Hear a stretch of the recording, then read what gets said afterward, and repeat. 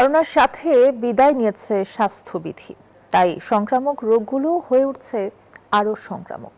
এমনটা মনে করছেন বিশেষজ্ঞরা। তারা বলছেন এর ছাপ দেখা যাচ্ছে হামের প্রাদুর্ভাবে।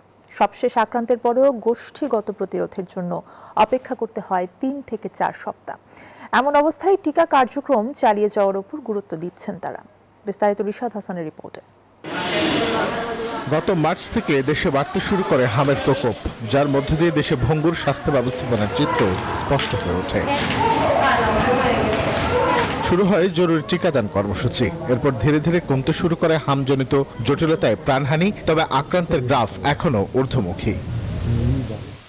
করোনার পর আর কেউ মানেনি স্বাস্থ্যবিধি, কাজেই সংক্রামক রোগ হওয়ায় কমছে না হামে আক্রান্তের সংখ্যা বলে মনে করছেন বিশেষজ্ঞরা। বাচ্চারা আক্রান্ত হচ্ছে বা বয়স্ক হচ্ছে, তাদেরকে জ্বর হলে যে তাকে আদৌ হাম কিনা র্যাশ উঠছে কিনা এটা বুঝে তাকে আলাদা করে রাখবে, সেটা হওয়ার আগে কিন্তু ছড়িয়ে ফেলছে।